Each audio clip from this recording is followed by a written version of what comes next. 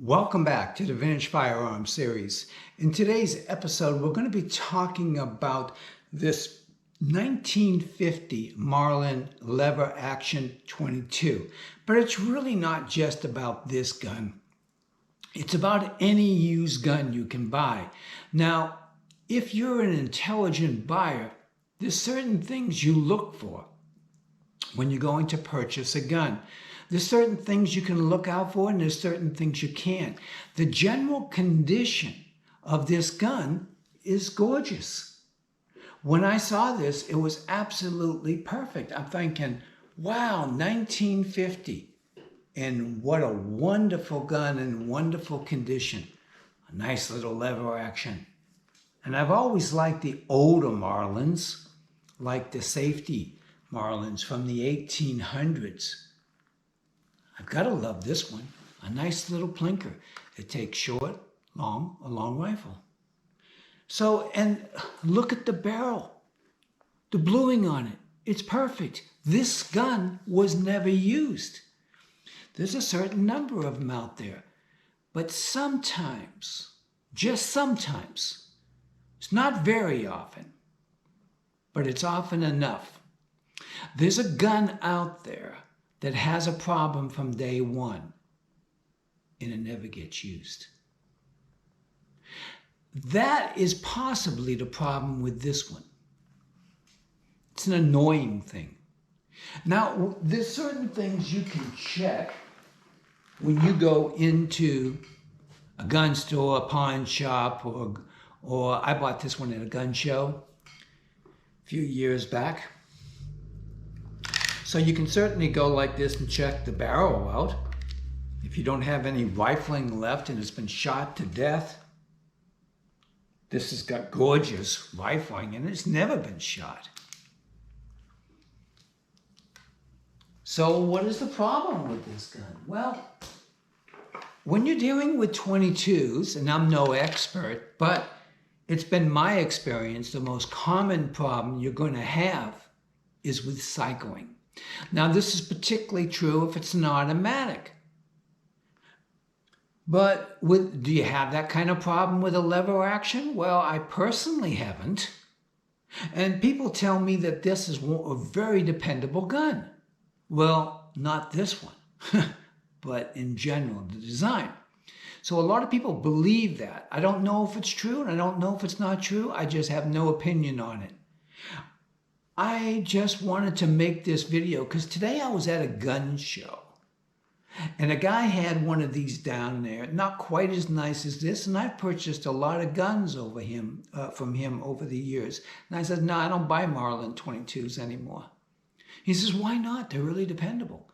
And I said, I got one that isn't, and I ain't buying another one. You know, shame on, you sell me a bad gun, that's fine. Maybe you didn't know, maybe you did. He didn't sell me this gun, let's be clear. But somebody at the gun show, and I remember who he was. It's been years. He still shows up at the gun show. I won't buy a gun off him. I don't know whether he knew about this gun or not. But a good dealer, and a lot of them just don't know because they never run any ammo through it. Seems fine. Seems perfect. There's nothing wrong with it. My gunsmith keeps on giving it back to me and says, hey, it's fine. I can't find anything wrong with it. I take it in the back and I shoot it and it's great. But I take it out and it has problems. So one of the things we're going to try today is ammo. And we're going to try, I've been most likely putting a long rifle through it. We'll try longs, we'll try shorts. We'll just change up the game a little bit because it's supposed to take all of them. And because it is a great gun. I mean, I was, he was saying, oh, it'll be easy to fix something. Well, maybe, but I don't want to mess with it. So what can you do when you go to a gun store? Well, I mean, a gun store, pawn shop, whatever it is, on a gun like this, the tube feeder on this is perfect. Sometimes they get a little bent and stuff because somebody gets excited when they're putting it in and out and they put a little kink in it and it never works perfect afterwards. This one isn't like that. The furniture on this thing is perfect. Everything about this gun It is absolutely perfect. If I was to go ahead and see this at a gun show and I didn't have a negative experience with this type of gun, it would, oh man, I'd be all over it. But, so now where are we going with this? Okay. The question is, and I can't tell you in this particular case with any certainty, but sometimes bad guns get passed around at gun shows. And I'm not trying to scare you about buying a gun at a gun show, but it is one of the possibilities out there. And you have to be aware of it if you're going to be a reasonably intelligent person and buy guns. Now, if you're only going to buy one gun, I would say pay top dollar, get it off a reputable dealer, and make sure that they will take care of it if something goes wrong, especially a used gun. But 99% of the guns out there are fantastic. But if the one you buy isn't, if you had bought this gun, you'd have a negative experience. You might never pick up another gun again. I don't know. That would be a terrible thing to happen, wouldn't it? So maybe sometimes you shouldn't take the chance. But for me, I go to gun shows all the time. I picked up a couple of guns today that we're going to be reviewing. Some fantastic guns. Oh my gosh. A police shotgun, especially. And a single barrel. I don't know. I don't know where they are at the moment. I know where one of them is. Let me get the police gun, okay? It's cool.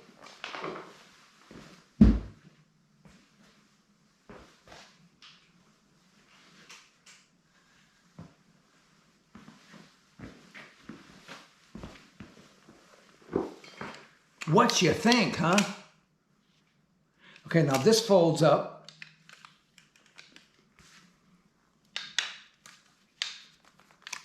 And it snaps. Yeah, it just did that. That's all cool. And it's a great gun. I think it holds 7+1. Isn't that cool? That's all folded up. That's where it would be sitting in the vehicle. It's probably from the 70s. The guy I bought it off was not a dealer per se. He was with a dealer, so we had to run the background check and everything in the state of Tennessee.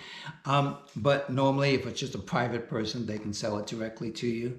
He had owned it for 25 years. Guns like this don't get up. Now, come up too often. Now, I'm going to check out the date on this at some point before I do the review. But it's a Wingmaster 870. Now, there's nothing wrong with a Wingmaster 870, but I've never had one excite me before. This one kind of did, so that's what this is coming up. Hang on for a second. I may edit a little bit out. I think I see it over there. Hang on. I want to show you the other one because we just talked about it.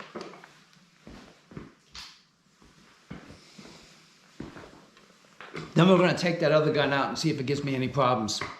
Okay, this is a gun very much like, I just did a series on single shots. And I've always admired single shot guns because, first of all, they're very dependable. And particularly this company, I think, is a very good one. This is the Ivor Johnson Arms and Cycle Works in Massachusetts. Now, somebody has enhanced it a little bit. Yeah, isn't that cool? Now, this one here, you know, I say you can get these guns for $100 and you can. But if you want something kind of unusual, you got to pay a little bit more. I paid $2 for this. I could have beat up the guy a bit, but I figured, no, it's worth $2. I'm going to give it to him. And then on the top, I remember before I was first taken back when it said this, it said, this particular one is 20 gauge, choke bore barrel in lug forged in one. Well, I've had some time to think about it. I've never seen that written. What they're talking about is this section right here that actually holds the shell during the firing. And then in this piece, it's all one. Well, you know, it's like I was talking to somebody else when I was buying this gun. And of course they are. They almost all are. Just want words to say on there. But you know, the truth of the matter is, look at the quality of this wood. Now somebody has refinished it. But they did a tasteful job. They left the bluing up on here. And again, I don't want to get too heavy into this, but that's basically what it is. So those two guns will be coming up probably in the not too far future. I like to do them when I first get them because I'm always so excited about them. So anyways, we're going to run out and we're going to try to see what this will do. And hopefully we'll be able to accomplish something. And if not, it's one of the things that can happen. So if you buy a gun at a gun show, try to buy it off somebody who's in the community. If he's a dealer, maybe he has a shop. If he's a local guy, everybody knows him. That's a good, advantage as well. But there is a risk, and you need to know that. It's not a very big risk if you do all your homework. Let's go outside, and we'll find out what this is doing today and see if I can get one more chance at trying to resolve it. We're outside, and we're going to see what we can do. We have a fresh target down there. We'll load her up with some LR. We'll start off there and proceed accordingly. Like I say, this is a sweet gun. I see, it's really sad if I can't get it to work well. And my concern is that if I sell it to somebody over at the gun show, is they're just going to sell it to somebody else.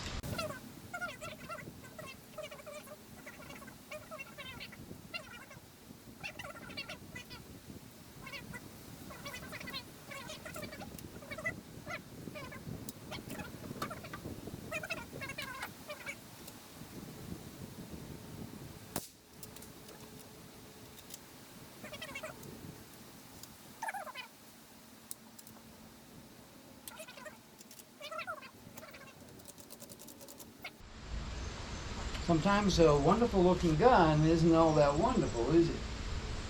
Let's go ahead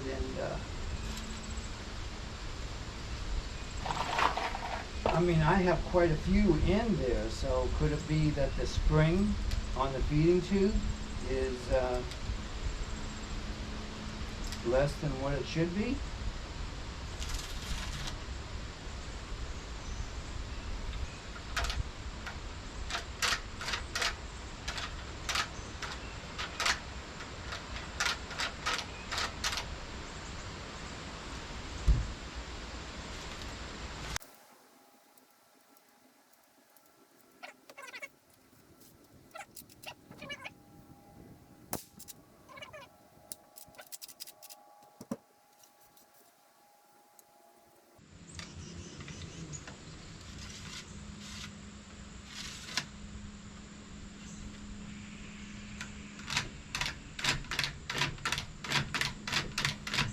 So there we have it. We have a feeding problem. In any case, that's what can happen. So, and that's something that you can never find out at the gun show. Let's go back in, we'll recap a little bit, and then we'll set you guys on your way. Well, okay, we're back in. So that's what it does. I had forgotten about it. I don't know, maybe it used to jam, now it doesn't feed. But there's, it is some kind of a problem gun. It certainly has not had a lot of wear, and that's probably the reason for it. They get passed around at gun shows, and you say, well, that's not very cool, is it? No, but it's the way it is. And it happens in a very small percentage of time. If you do your research, the only thing that's going to mess you up is feeding, stovepiping. That's where the shot goes in at an angle. That's what happened with the Savage. So it's those type of things that can go wrong. I hope this has been of some interest to you. Overall, buying guns at a gun show is a pleasant experience and almost always fully rewarding. But there are those times that you have to be aware of when things could go wrong. Thank you so much, and I will see you soon. Bye-bye.